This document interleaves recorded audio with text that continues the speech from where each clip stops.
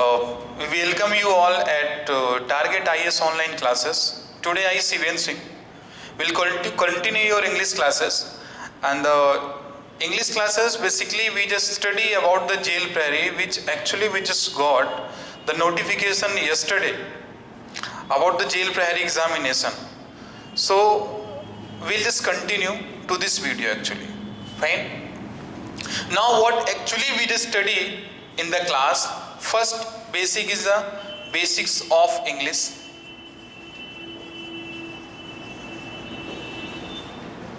Clear? Second, we just come towards the tense. Fine. Then we study some subject verb agreements rule.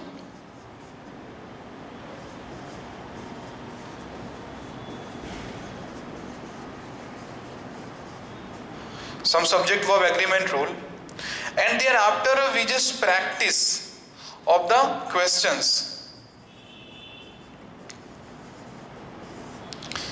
These four topics will basically complete in the class today and today onwards also. Fine. So what actually the basics of English? First question comes in our mind that what actually the basics of English. हम आप सभी को पता है कि English grammar एक बहुत छोटी सी चीज होती है, बहुत छोटी सी चीज होती है। And the number of students यही क्लेम करते हैं बार बार क्या कि सर इंग्लिश ग्रामर में सर आप क्या पढ़ाएंगे, सर टेंस पढ़ाएंगे, नरेशन पढ़ाएंगे, वॉइस पढ़ाएंगे। तो आप इसको देख सकते हैं, यहाँ पे हमने टेंस को छोड़ के कोई नरेशन कोई वॉइस का टॉपिक अपन इधर पे मेंशन नहीं किया हमने। Not even I just mentioned here the adjective, adverbs, preposition and conjunction, anything here actually. Fine, because we just cover everything in this chapter, that is a subject verb agreement।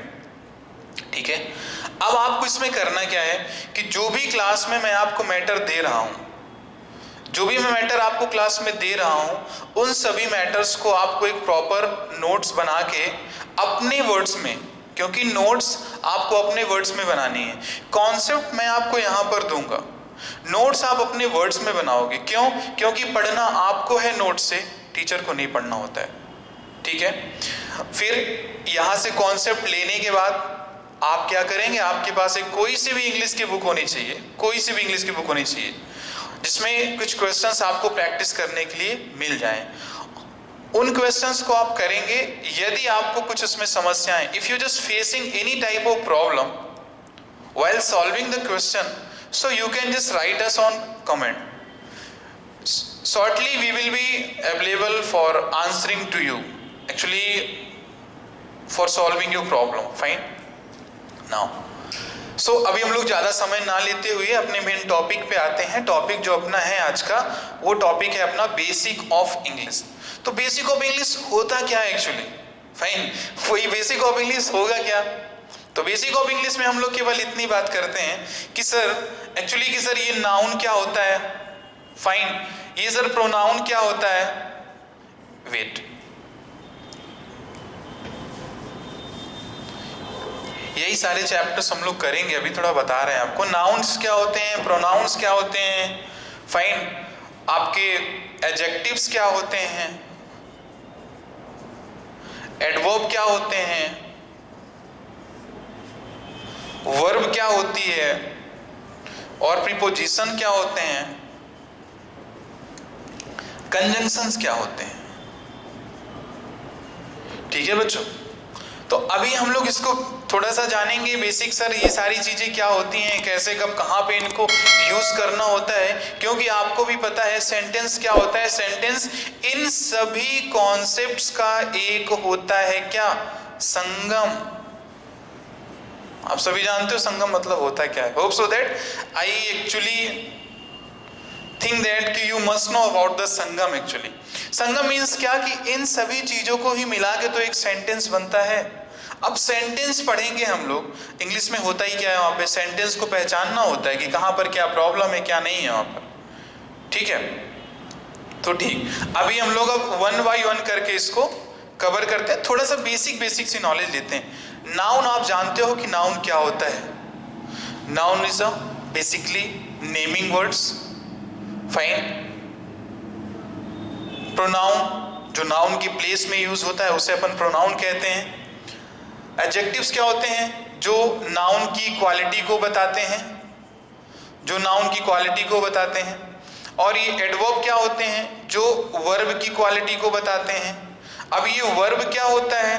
तो verb होता है आपका जो action आप take place कराते हो, या action जो आप उसको प्रोसीड करते हो, वो आपका वर्ब होता है। हिंदी में कहें तो जो काम आप करते हो ना, उसे क्या बोलते हैं अपन? उसे वर्ब कहते हैं। ठीक है।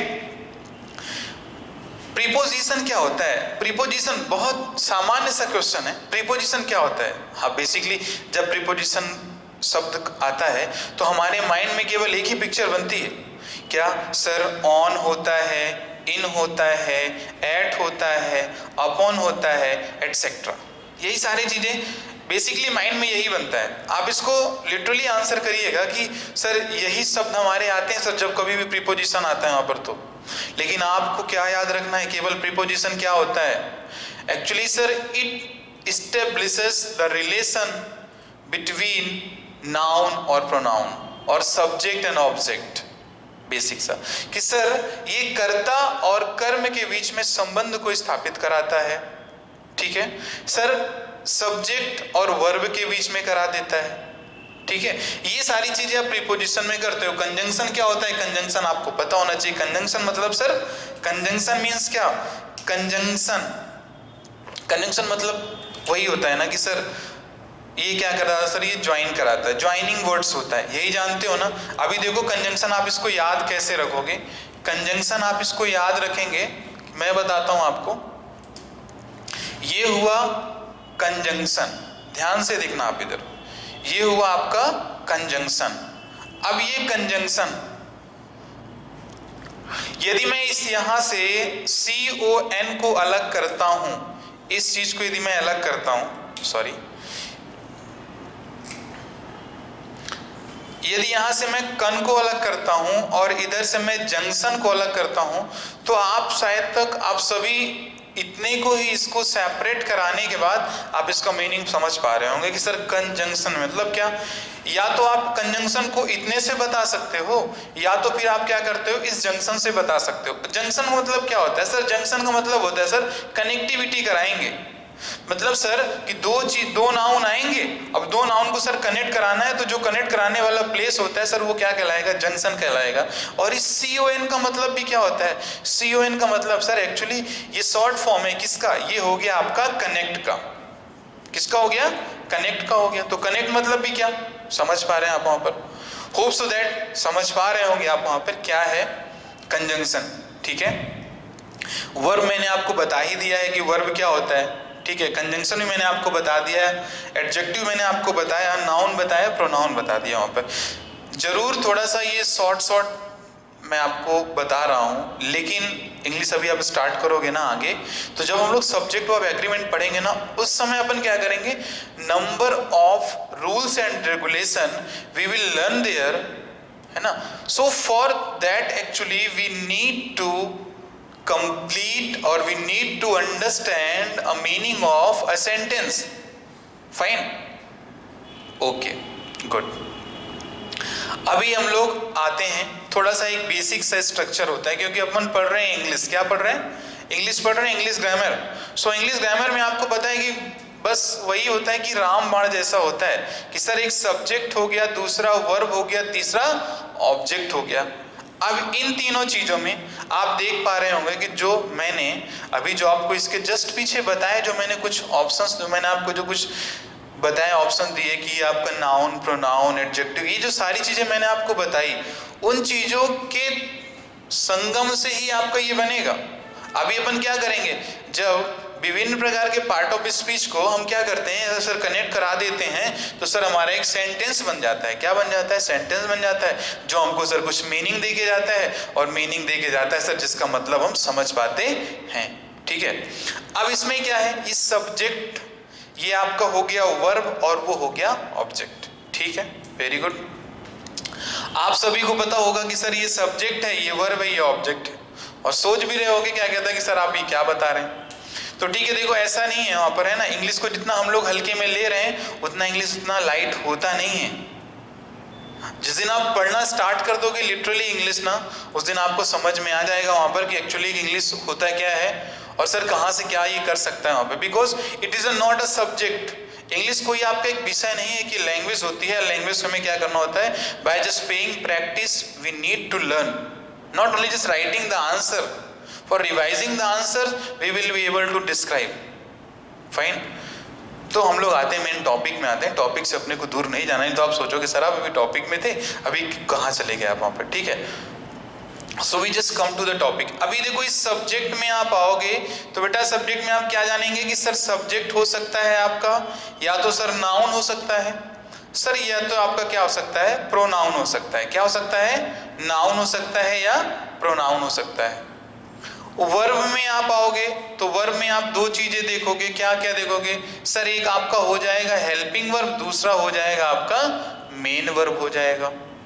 ऑब्जेक्ट में आप आओगे तो ऑब्जेक्ट में आप क्या देखते हो कि सर ऑब्जेक्ट भी आपके होते हैं दो, एक होता है आपका डायरेक्ट ऑब्जेक्ट होता है और दूसरा होता है इनडायरेक्ट ऑब्जेक्ट। अब यहां पर मैं ये सारी चीजें क्यों आपको बता रहा हूं, उसके पीछे कारण है कि आप टारगेट आईएएस की ऑनलाइन क्लास अटेंड कर रहे हैं और टारगेट आईएएस क्या कर रहा है, आपके बेटर फ्यूचर के लिए आपको डिफरेंट टाइप की क्लासेस कंडक्ट करा रहा है वहां पे। तो एक ट्रस्ट बिल्डअप हो जाता है ना बच्चों का, एक प्लेटफॉर्म के साथ बच्चों का एक ट्रस्ट बिल्डअप हो जाता है। अब उस ट्रस्ट बिल्डअप हो गया तो उसी के लिए हम लोग क्या कर रहे हैं, हम लोग अपना बेस्ट देने की कोशिश कर रहे हैं वहां पे। तो you need to know about the single word of English grammar. Subject बात आती है तो सर सब्जेक्ट में क्या हो सकता है आपका, ये नाउन होगा और ये प्रोनाउन होगा। वर्ब की बात करोगे तो वर्ब में क्या होगा, सर हेल्पिंग वर्ब होगा, मेन वर्ब होगा। ऑब्जेक्ट की बात करोगे तो ऑब्जेक्ट में आपका आता है क्या, ऑब्जेक्ट में आपका आएगा डायरेक्ट आएगा और इनडायरेक्ट आएगा, ठीक है। ये बेसिक स्ट्रक्चर है। आपको यदि टेंस बहुत अच्छे तरीके से सीखना है तो आपको सब्जेक्ट वर्ब और ऑब्जेक्ट बहुत अच्छे तरीके से क्लियर होना चाहिए, ना केवल नाम। बाकी तो आगे तो हम वैसे ही आपको बता देंगे कि टेंस में आपके सिंगल कॉन्सेप्ट भी ऐसे नहीं रहेंगे जो आपसे ना बने, ठीक है।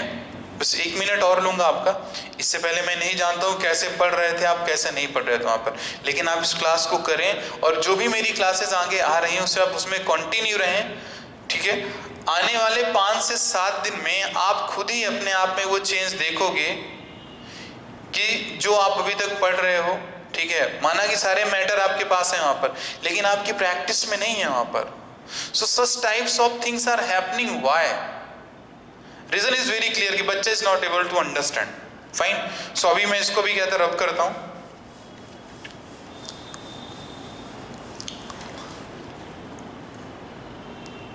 अब हम लोग आते हैं थोड़ा सा टेंस को हम लोग शुरू तो करेंगे, लेकिन टेंस को शुरू करने से पहले हमें कुछ चीजों को और ध्यान देना पड़ेगा।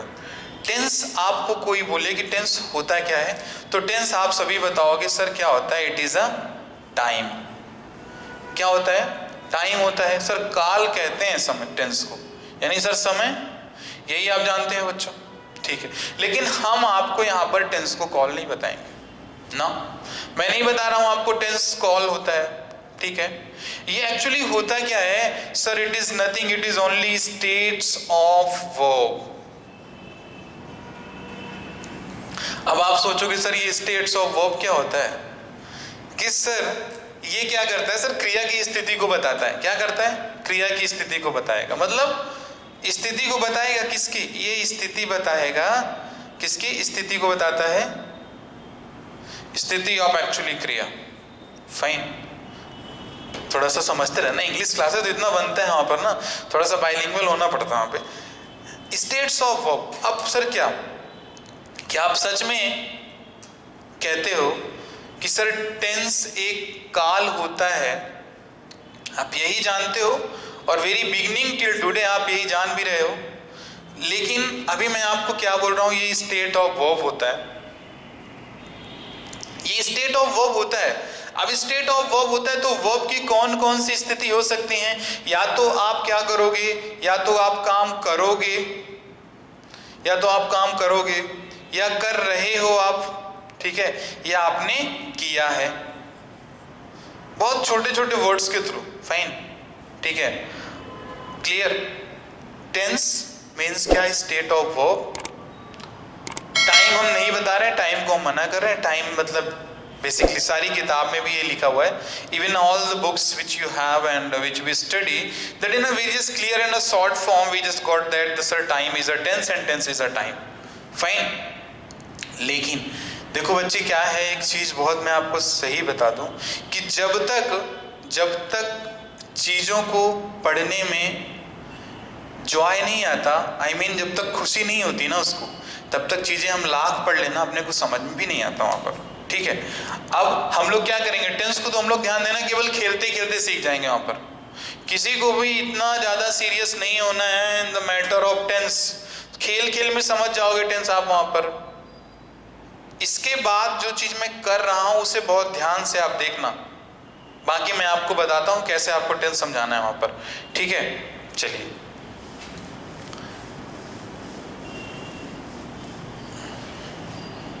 तो देखिए अभी मैंने बोला अभी आपको थोड़ा सा मैथ्स पढ़ना पड़ेगा टेंस में। Tense is equal to verb. किसके इक्वल टू बेटा? वर्ब के इक्वल है।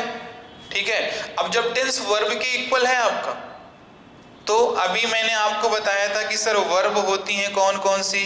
सर एक होगी हेल्पिंग वर्ब, दूसरी होती है मेन वर्ब। होती है कि नहीं?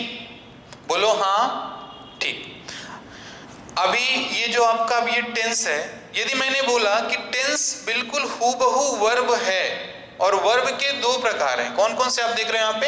हेल्पिंग वर्ब और main verb basically in the sentence. ठीक है, तो सर टेंस को भी हम लोग तो ऐसे ही लिखते हैं। फॉर एग्जांपल आप टेंस कैसे लिखते हो? ऐसे ना लिखते हो आप, वहां पर आपने यहाँ पे डाल दिया क्या? आपने यहाँ पे लिख दिया प्रेजेंट और यहाँ पे आपने लिख दिया कॉन्टिन्यूअस फॉर एग्जाम्पल। ठीक है, यही लिखा आपने वहां पर। तो अब आप ये बताइए मेरे को एक चीज, जब सर टेंस ये वर्ब के इक्वल टू है, ठीक है, तो कहने का मतलब कि सर इसके दो पार्ट जो हैं हेल्पिंग वर्ब और मेन वर्ब, सर ये भी इसी के इक्वल होने चाहिए। हाँ ऑब्वियस ऐसा ही है। जो मैंने बोला such as I just said to you ना, सेम एज हियर ऑल्सो, ये जो आपका ये प्रेजेंट है ये पूरा पूरा इक्वल हो गया किसके? हेल्पिंग वर्ब के हो गया। और जो ये वर्ड लिखा हुआ है कॉन्टिन्यूअस, ये हो गया मेन वर्ब के इक्वल हो गया। समझ में अभी थोड़ा सा 40% आया होगा। एक केवल और केवल दो एग्जाम्पल के थ्रू मैं आपको इसको क्लियर करा दे रहा हूं पर। फाइन, अभी करना क्या, इसको थोड़ा सा आप स्क्रीनशॉट ले लो सभी। क्लियर? क्योंकि मैं जो इसके बाद आप इसको रब करने के बाद जो मैं आपको बताऊंगा तो फिर इसको आप कंपेयर नहीं कर पाओगे। एक बार फिर से मैं रिपीट करता हूं इसे। Tense is equal to verb. Verb हम लोगों ने इनको क्लासिफाई कर दिया हेल्पिंग वर्ब और मेन वर्ब में। ठीक है, तो अब टेंस भी हम लोग जब पढ़ते हैं तो आप यही ना बताते हो कि sir present, continuous, past perfect, ऐसे ही बताते चलते हो आप वहां पर। तो अब हम यहाँ पर क्या वही चीज तो कर रहे हैं वहां पर। ये मैंने केवल नाम लिख दिया, दो शब्द लिखे हैं, एक प्रेजेंट लिखा है, दूसरा कॉन्टिन्यूअस। तो मैंने क्या किया, इस प्रेजेंट को रिलेट करा दिया है हेल्पिंग वर्ब से और इस कॉन्टिन्यूअस को रिलेट करा दिया है मेन वर्ब से। फॉर एग्जाम्पल, आप एग्जाम्पल के तौर पे इसे देख लें, आपको ज्यादा बेटर अंडरस्टैंड होगा वहां पर। अब एग्जाम्पल आप देखो थोड़ा सा। ठीक है, यदि मैंने यहां पे लिख दिया I am going to Shimla, ठीक है। अभी मैं आपसे पूछूं, आप बताइए ये जो सेंटेंस लिखा हुआ है ये कोई ना कोई टेंस होगा। कुछ बच्चों को पता होगा, कुछ बच्चों को नहीं पता होगा, क्योंकि अभी मैंने टेंस की क्लास तो स्टार्ट नहीं की, मैंने आपसे क्वेश्चन कर दिया। तो वो क्वेश्चन जो भी जस्ट पीछे मैंने बताया उसको ये क्लियर कराने के लिए, बहुत बच्चों को पता होगा कि ये हमारा है सर कौन सा? सर इसे हम लोग कहते हैं प्रेजेंट कॉन्टिन्यूअस। ये हमारा कौन सा है? ये है अपना प्रेजेंट कॉन्टिन्यूअस। Present continuous. अब ये प्रेजेंट कॉन्टिन्यूस हो गया। भैया आप कैसे पहचानेंगे कि प्रेजेंट कॉन्टिन्यूस है? आप वही बोलोगे सर इज एम आर के साथ आईएनजी लगाओ तो प्रेजेंट कॉन्टिन्यूस होता है। Very traditional manner to method to understand the tense actually, but from today onwards nothing to worried and no need to just learn the rules sir that रहा है रही है and sir ing form after the is am are sir was were के बाद ing form has have के बाद sir third form लगाना है। something like this will not continue। यदि ऐसा ही सब कुछ है तो फिर आप अपना टाइम क्यों वेस्ट करोगे ऑनलाइन क्लास में बैठ के वहां पर? Just simply you just think that, है ना? So here not only we but also you are not wasting your time. We are here to understand the things in a very easy manner. Fine. अब इसको proof करना है कि sir ये present continuous कैसे है, बताइए प्रेजेंट कॉन्टिन्यूस कैसे है? सोच आती होगी सर प्रेजेंट कॉन्टिन्यूस है तो सर प्रेजेंट कॉन्टिन्यूस ही नहीं होगा, ठीक है। अब इसको हम बता रहे हैं आपको प्रेजेंट कॉन्टिन्यूस कैसे है। बेटा आप ये हमें बताइए सबसे पहले कि ये बताओ ये सब्जेक्ट है कि नहीं है, ये हेल्पिंग वर्ब है कि नहीं, और ये मेन वर्ब है कि नहीं, और ये हो गया तुम्हारा ऑब्जेक्ट। मैंने आपको बताया था कि टेंस बराबर verb, tense is equal to verb, और further when we just classify to the verb, और जब हम लोग आगे वर्ब को वर्गीकृत करते हैं, दो पार्ट में बांटते हैं, तो वर्ब में आता है दो शब्द, कौन कौन सा?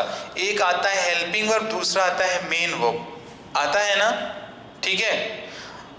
टेंस इक्वल टू वर्ब था वहां पे, और जब टेंस को भी आप क्या करते हो, फर्दर उसको डिवाइड कराते हो या उसको क्लासीफाई करते हो, वर्गीकृत करते हो, तो उसमें भी आप क्या पढ़ते हो? ऐसे ही ना पढ़ते हो कि प्रेजेंट कॉन्टिन्यूअस, ठीक है, पास्ट कॉन्टिन्यूअस, और हो गया आपका प्रेजेंट परफेक्ट, कुछ ऐसे ही पढ़ते हो आप, ठीक है। दो शब्द, एक ये और दूसरा आपका कॉन्टिन्यूअस। वर्ब में भी दो होते हैं, हेल्पिंग वर्ब और मेन वर्ब। तो आप ध्यान देना कि जो ये प्रेजेंट यहाँ पे लिखा है सर दैट इज एम, और एम क्या है तुम्हारा? एक हेल्पिंग वर्ब है। तो यानी कहने का मतलब ये जो प्रेजेंट है ये हेल्पिंग वर्ब, ठीक है, बराबर, और जो ये कॉन्टिन्यूअस लिखा है sir that is a main verb, जो कि हमारा ये गोइंग लिखा हुआ है, ठीक है। समझ में आ गया है? नहीं आ गया तो इसी को स्क्रीनशॉट लेके थोड़ा सा प्रैक्टिस करना, ठीक है, और इसको फिर आप पूछिएगा, नहीं आएगा सेकंड, फिर से मैं आपको क्या कहता है इसी को बताऊंगा वहां पर, थोड़ा सा इसको आप समझो वहां पर, ठीक है।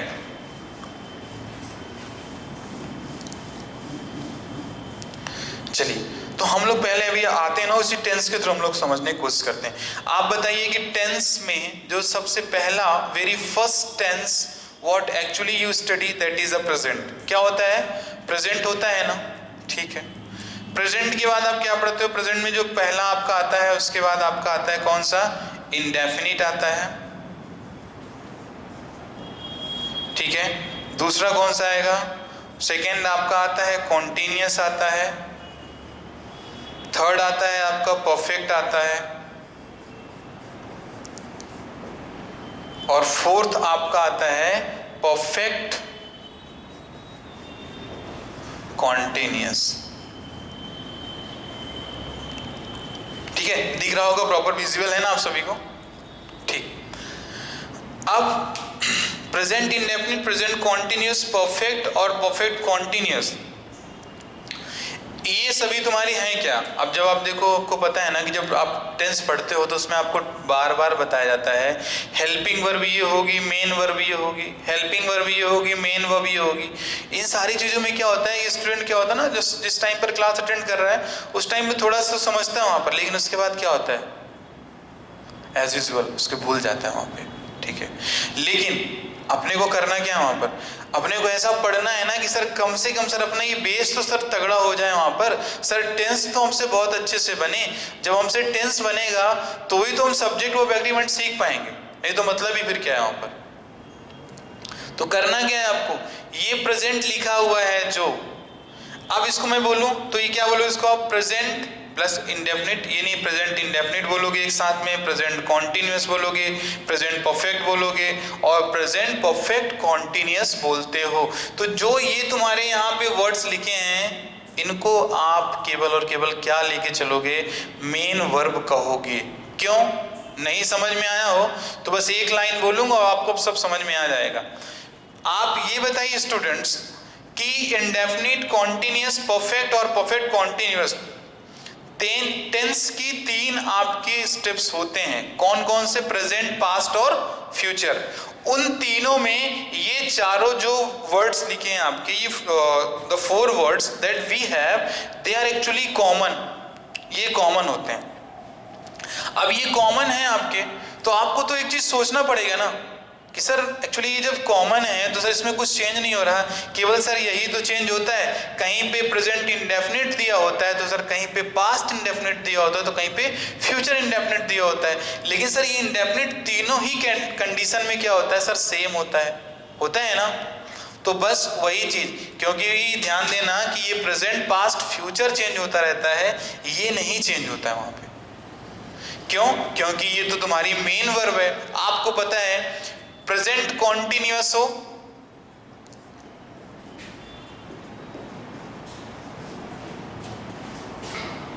या पास्ट कॉन्टिन्यूअस हो, ठीक है, थोड़ा सा कंपैरिजन करा लो, फिर अभी पढ़ाएंगे, अभी इसकी वाली बात नहीं कि इतने में खत्म कर देंगे वहां पे, लेकिन थोड़ा सा दिमाग को चलाओ। प्रेजेंट कॉन्टिन्यूअस हो और पास्ट कॉन्टिन्यूअस हो,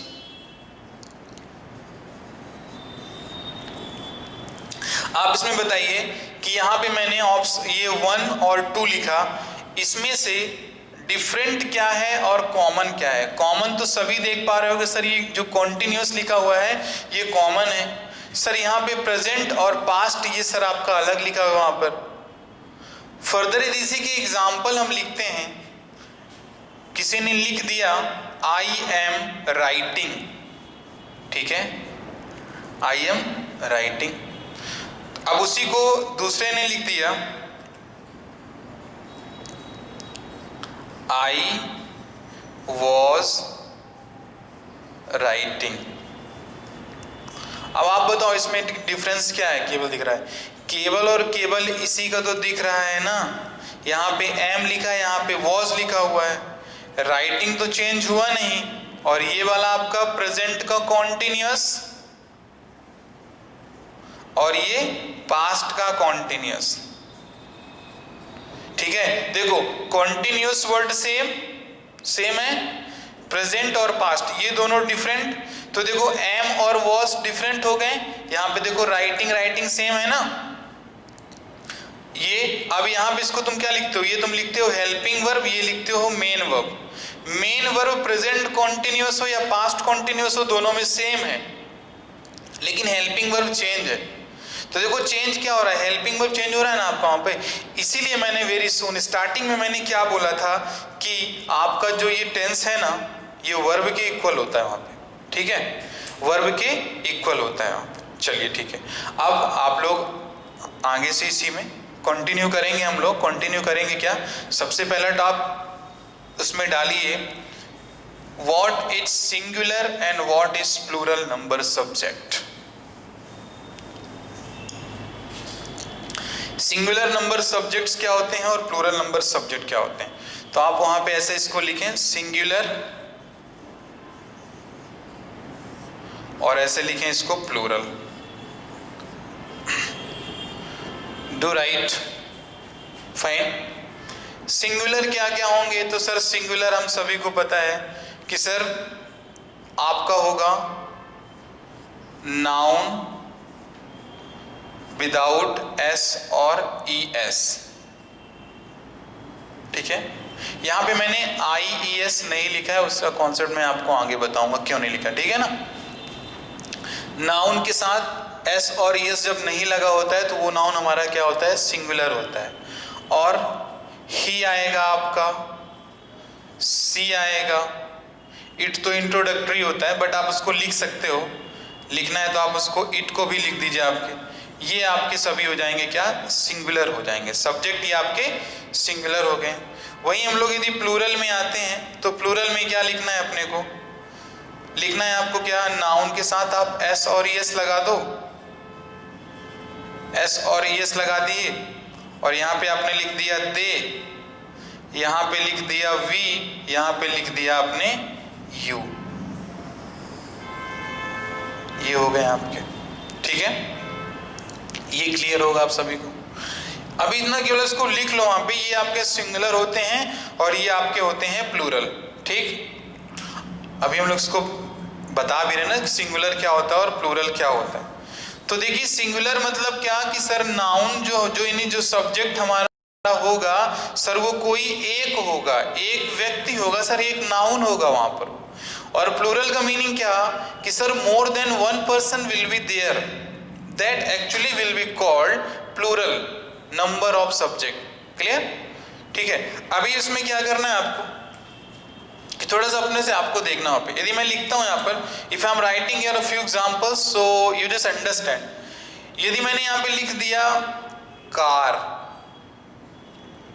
और यहाँ पे मैंने लिख दिया स्कूल, ठीक है, स्कूल लिखा है, कार लिखा है यहाँ पे। अब आप ये बताओ कि ये क्या है, ये आपके सिंगुलर हैं कि प्लूरल? सिंगुलर है कि प्लूरल? तो सर ये सिंगुलर है।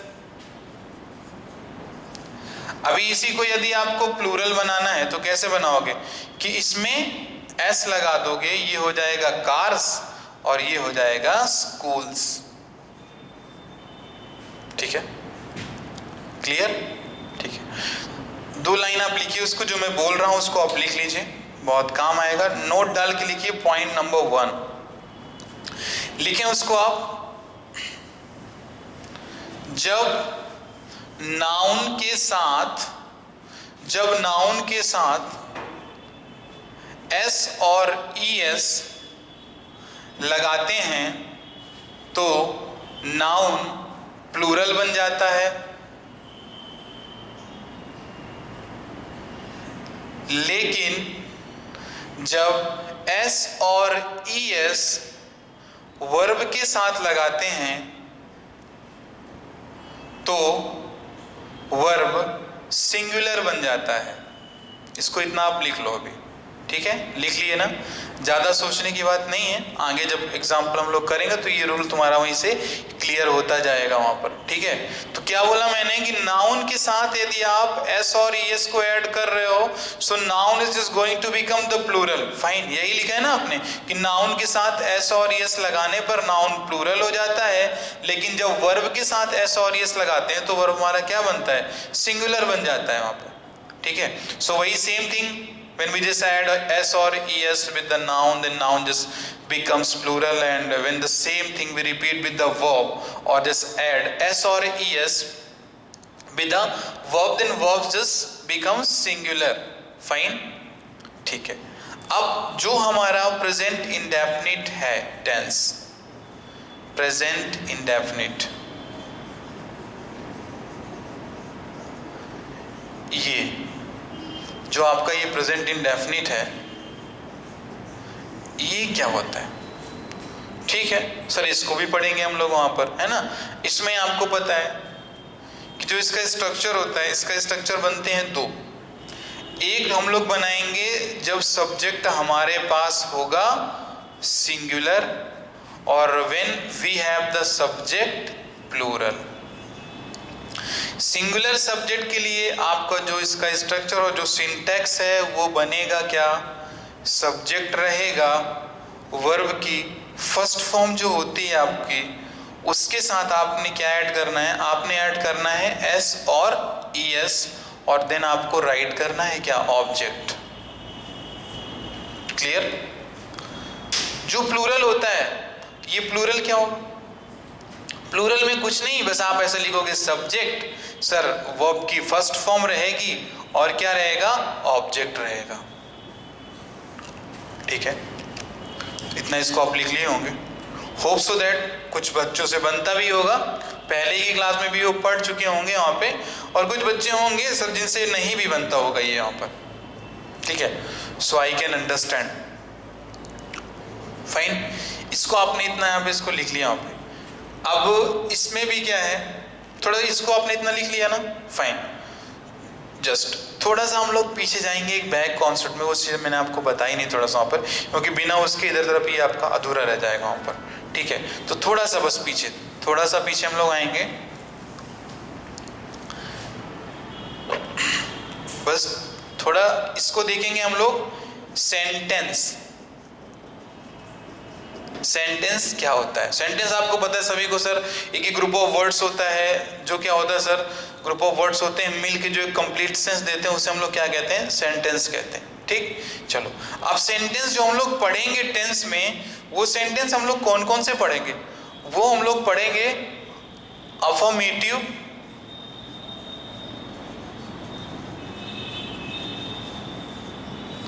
सेकेंड पढ़ेंगे नेगेटिव पढ़ेंगे,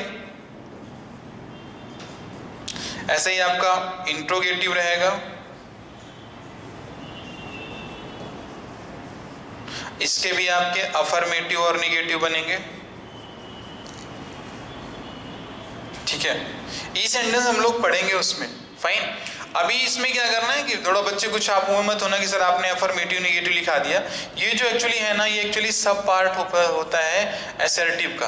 असर्टिव सेंटेंस है ना, तो अफर्मेटिव नेगेटिव, क्योंकि हम लोग की डेली की जो बोलचाल में है ना, और जो हम लोग स्टडी करते हैं उसमें हम लोग अफर्मेटिव नेगेटिव ज़्यादा तो बोलते हैं वहाँ पे। तो असर्टिव में क्या, एक आपका अफर्मेटिव होगा कि सर वो सेंटेंस जो बिना नॉट के होता है, विदाउट नॉट। और निगेटिव में क्या होगा, नॉट लगा होगा सेंटेंस में, फाइन। इंट्रोगेटिव में क्या होता है सर, ये क्वेश्चन मार्क वाले होते हैं आपके, यानी हेल्पिंग वो पहले आएगा सब्जेक्ट के, ठीक है। तो ये सारी चीजें रहेंगी आपकी। आप इन सभी चीजों को एक प्रॉपर तौर पे इसका रिवीजन कर लो, ठीक है। And right after this class, I mean to say the next class, we will be continue from present indefinite. Hope so that you will must watch this video and like and share to the maximum number of students, those actually who really wants to study the English, fine. And apart from this class, if you have any type of problem related to English questions, so you can just write us on comment, definitely, fine. And we will be able to contact you shortly, fine. So thank you class, and have a cheerful day.